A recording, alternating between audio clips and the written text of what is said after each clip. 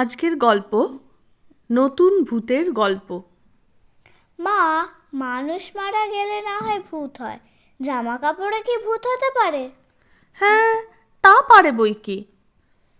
কিন্তু জামা কাপড়ের তো প্রাণ নেই, সেসব নষ্ট হতে পারে, কিন্তু মারা যাবে কি করে? আর মারা না গেলে ভূত হয় কি করে? সে কথা অবশ্য ঠিক। তাহলে জামা জুতো ভূত হয় না, ভূতেরা নিজেদের পুরনো জ্যান্ত অবস্থার জামা জুতো পরে থাকে বোধহয়। বারে, তাই বা কি করে হবে? তাহলে ভূতেদের গায়ে আলো পড়লে ভূতটা না হয় হাওয়ায় মিলিয়ে গেল, জামা কাপড় সব মিলিয়ে যায় কি করে? সত্যিই তো, এমনটি তো আগে ভাবিনি। তাহলে জামা কাপড় বাদ, ভূতেদের ওই কঙ্কাল চেহারাটাই ঠিক। না মা, তাও ঠিক না।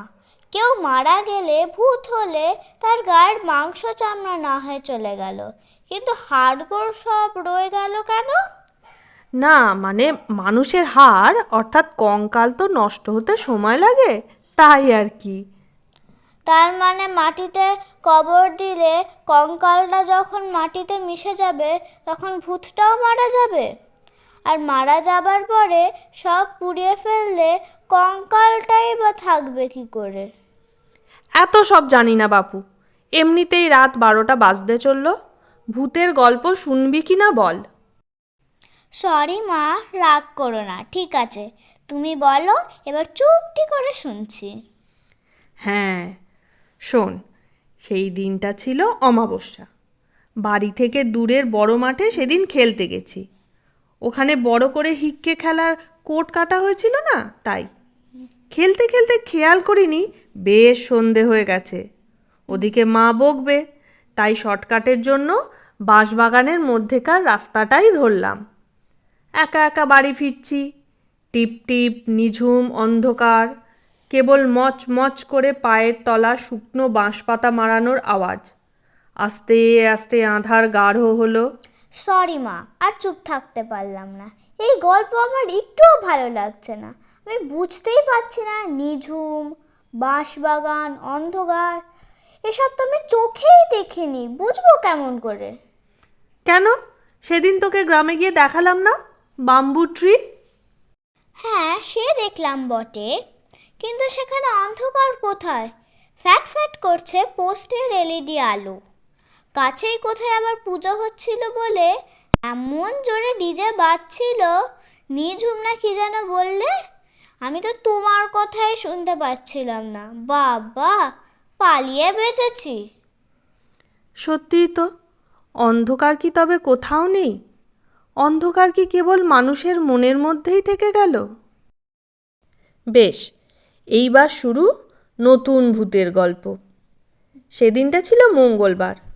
অফিস থেকে ফেরার পথে আমি 4 রাস্তার মোড়ে গেছিলাম। ফুটপাতের দোকানগুলো থেকে টুকিটাকি কেনাকাটা করছিলাম। বাজারে ঘুরতে ঘুরতে তখন সন্ধে রাত। আমার একটু বাথরুম যাবার দরকার পড়ল। তুই তো জানিস, এই সব ক্ষেত্রে আমি টুক করে একটা শপিং মলে ঢুকে যাই। ওদের বাথরুমগুলো বেশ পরিষ্কার।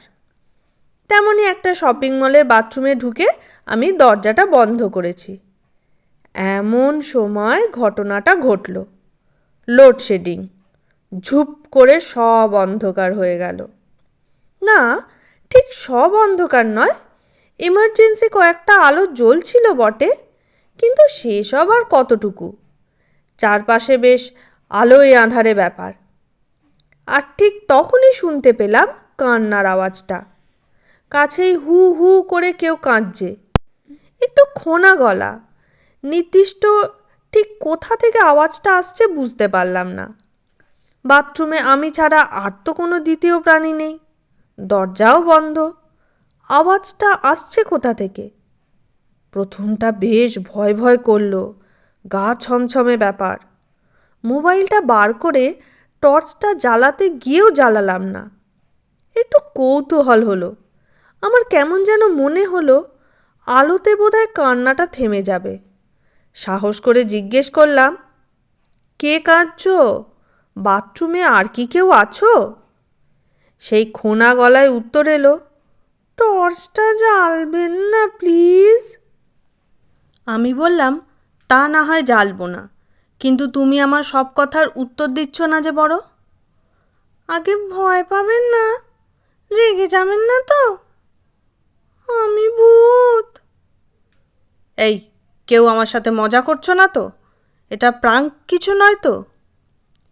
এই আপনাদের এক দোষ, ফেসবুক হোয়াটসঅ্যাপের ফেক ভিডিও আর ছবি দেখে দেখে আপনাদের অভ্যেসটাই গেছে খারাপ হয়ে। ঠিকঠাক কিছুই আর বিশ্বাস করতে চান না। অথচ দেখুন, পঞ্চমুখী সাপ, ইউনেস্কোর হেরিটেজ জাতীয় সঙ্গীত কিংবা তেজমহলের শিবলিঙ্গ বিশ্বাস করে বসে থাকেন। আমি ভূত, 100% খাঁটি ভূত, দেশি ভেষজ ভূতও বলতে পারেন। আসলে দেশি কথাটা বাজারে খুব খাচ্ছে। এইসব কথা শুনে বেশ একটু আশ্বস্ত হলাম, বুঝলি। ভূতটা মনে হয় ভালো ভূত, অন্তত ঘাড় মটকাবে না। ওদিকে সব কিছু জানার একটা কৌতূহলও হচ্ছিল। সাহস করে বললাম, তা ভূত বাবা জীবন, সব কিছু আদ্যপান্ত বলো তো দেখি। তুমি থাকো কোথায়? এখানে এই শপিং মলের বাথরুমে কি করে এলে? আগে বলতে পারি, আর বলতেই তো চাই, তাই তো আপনাকে মোবাইল জ্বালতে বারণ করলাম। আমি এক নতুন ভূত। তা কবে কেমন করে ভূত হয়েছি সেসব বিস্তারিত আর এখন বলছি না, গল্পটা অনেক বড় হয়ে যাবে। শুধু জেনে রাখুন, অন্য ভূতেদের চেয়ে আমার বয়স কম। ভূত হয়ে দেখলাম, ভূতেদের আগে সেই সুদিন সত্যিই আর নেই। থাকার জায়গার বড় অভাব, ফাঁকা গাছপালা নেই, ফাঁকা মাঠ, পুরনো বাড়ি ঘর সব ফ্ল্যাট হয়ে গেছে। চারিদিকে কংক্রিট আর এলইডি আলোয় আজ আমাদের বড়ই দুর্দিন। বিশ্বাস না হয় ভূতের ভবিষ্যৎ সিনেমাটা একবার দেখে নেবেন। আমি ওই সিনেমাটা দেখেই প্রথম জানতে পারলাম প্রাচীন ওই বাড়িটার কথা। সেখানে এখনো ভূতেদের জন্য কিছু ব্যবস্থা আছে। অনেক খুঁজে পেতে গিয়ে সেখানে জুটলাম। ঠিকানা জানতে চাইবেন না আবার, তাহলে কোন দিন সেটাও দখল হয়ে যাবে। যাই হোক, কোনো রকমে বারান্দায় একটু ঠাঁই হলো। ঘেঁষাঘেঁষি করে সেখানে অনেক ভূত। মানুষের মৃত্যুর তো আর শেষ নেই। ক্রমশ দিন দিন আরও চাপ বাড়তে লাগলো। পুনর্বাসন কিছু অবশ্য হচ্ছে। অনিষ্টকারী বেশ কিছু ভূতকে নিয়ে আর পারা যাচ্ছিল না। তাদের প্রতিস্থাপন করা হলো বেশ কিছু মানুষের মধ্যে। হিংসা দাঙ্গা করে তারা নাকি বেশ নাম করেছে। অনেকে নাম করতে না পারলেও বেশ জাঁকিয়ে বসেছে, সেসব তো বুঝতেই পারেন। সে থাক এখন সেসব কথা। তা সেই বাড়িতে রয়ে যাওয়া আমরা কয়েকজন অন্য সময় কোনো রকমে ঠাঁসাঠাঁসি করে থাকলেও রাত্রে ছিলাম বেশ স্বাধীন। তখন আমরা কয়েকজন মিলে বেড়াতে বের হতাম। আহা, কি আনন্দ! মুক্ত হাওয়ায় প্রাণটা মানে আত্মাটা জুড়িয়ে যেত। কিন্তু সেখানেও বিপদের শেষ নেই। মাঠের চারপাশ উন্নয়নে ঢেকে গেল। বড় বড় গাছ কাটা পড়ল। এমন জোরালো আলো বসলো যে রয়ে যাওয়া দু একটা গাছে এখন পেঁচারাই বাস করতে পারে না, আর ভূত। এমন সময় কানুভূতি বোধ হয় বুদ্ধিটা প্রথম বার করলো। রাত বেশি হলে 12টার পর আমরা হানা দিতে লাগলাম এই শপিং মলের মধ্যে। রাত্রে বাইরের গেট আর বড় শাটারটা বন্ধ হয়ে গেলে ভেতরটা হয়ে গেল আমাদের মুক্তাঞ্চল। দু একটা আলো তখন জ্বলে বটে, তা সেসব পাশ কাটিয়ে চলে গেলেই হলো। এখানে মানুষ কুকুর জীবজন্তু কিচ্ছু নেই। একটা সিকিউরিটি চুপটি করে ঘুমোয়, তাকে না ডাকলেই হলো। দেখুন দিদি, আমরা হলাম গিয়ে গরিব গুরবো দল। বেঁচে থাকতে এমন চকচকে জামা, জুতো, গয়না কেনা তো দূরের কথা, চোখেই দেখিনি। তাই ভূত হয়ে সেসবের মাঝে ঘুরে বেড়াতে পেরে আনন্দ তো হবেই। আমার আবার সবচেয়ে ভালো লাগতো ওই কিড জোনটা। কত রকমের খেলা, পুতুল, গাড়ি, টয় ট্রেন। আমি তো এখান থেকে অন্য কোথাও যেতেই চাইতাম না। আর সেটাই কাল হলো।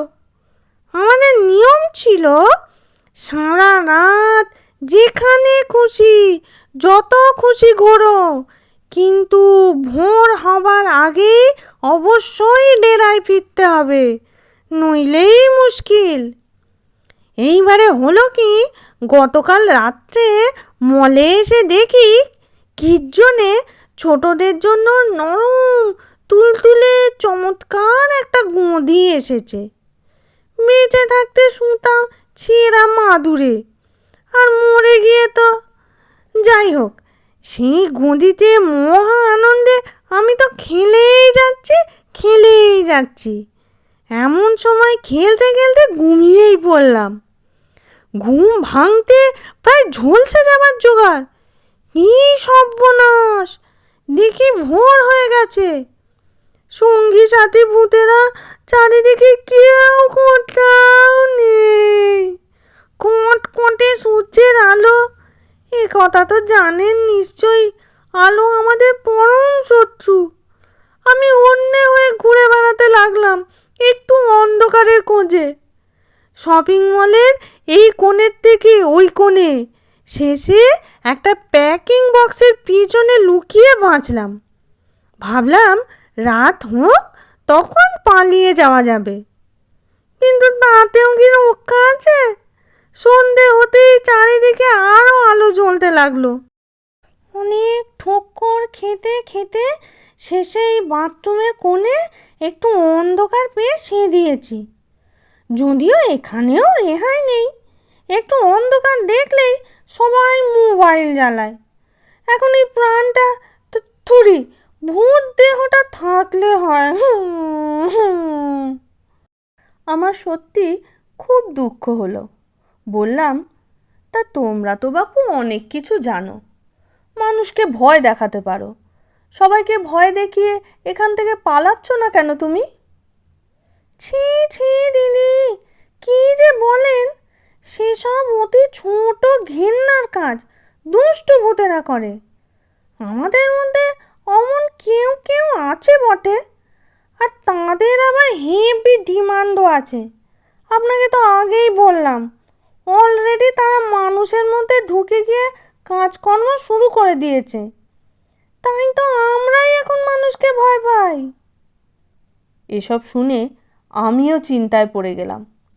হঠাৎ মাথায় একটা বুদ্ধি খেলে গেল। বললাম, নতুন ভূত, এখন লোডশেডিং চলছে, চারিদিকে আলো বেশ কম, কেবল এমার্জেন্সিগুলো চলছে দেখছি। কিন্তু একবার জেনারেটর চালু হয়ে গেলে কিন্তু সব আলো জ্বলে যাবে। তার আগে তুমি এক কাজ করো, দরজার পাশে ব্যাগ জমা রাখার কাউন্টারের 17 নম্বর খোপে আমার ব্যাগটা রাখা আছে। তুমি কোনো রকমে তার মধ্যে গিয়ে ঢুকে পড়ো, আমি তোমাকে বাইরে বার করে দিচ্ছি। এই না শুনে অন্ধকারেও বেশ টের পেলাম ভূতটা আনন্দে দুপাক নেচে নিল। তারপর আমাকে থ্যাঙ্কস জানিয়ে বলল, কিন্তু ম্যাডাম খবরদার, আপনার ব্যাগটা যেন আলোর মাঝে খুলে ফেলবেন না, তাহলে কিন্তু। আমি থামিয়ে দিয়ে বললাম, বুঝেছি, বাড়িতে আমাকেও একটা ভূতকে সামলাতে হয়, এইটুকু বুদ্ধি আমার আছে। মা খবরদার। যাক, তারপর কি হলো? তারপর আর কি, বাথরুম থেকে বেরিয়ে কাউন্টার থেকে ব্যাগটা নিয়ে সোজা বাড়ি ফেরার পথেই কারেন্ট চলে এসেছিল। মা, মানে তোমার ব্যাগটা তো আমি একটু আগেই দরজার পাশে দেখে এলাম। সেই ভূতটা কি এখনো ওই ব্যাগেতেই আছে? তা জানি না, হয়তো আছে, বা হয়তো সুযোগ বুঝে ফিরে গেছে পুরনো বাড়িতে ওর বন্ধুদের কাছে। ওর কাছে তো আর মোবাইল নেই যে সেখানে পৌঁছে আমাকে কল করে জানাবে। আর মা, ওই ভূতটাও যদি দুষ্টু হয়ে গিয়ে তোমার মধ্যে ঢুকে যায়? হ্যাঁ, সেক্ষেত্রে একটা মুশকিল বটে, কিন্তু ভূতে ধরলে ভূত ছাড়ানোর লোকও তো দুজন রয়েছে। আছে? কোথায় আছে শিগগিরই বলো। আছে শুন্ডি দেশের রাজার কাছে। শুন্ডি দেশটা কোথায় সেটা আবার জিজ্ঞেস করিস না। সেটা কিন্তু উপেন্দ্র কিশোর বা সত্যজিৎ কেউই বলে যাননি। তাই তোদেরকেই খুঁজে বের করতে হবে সেই দেশ।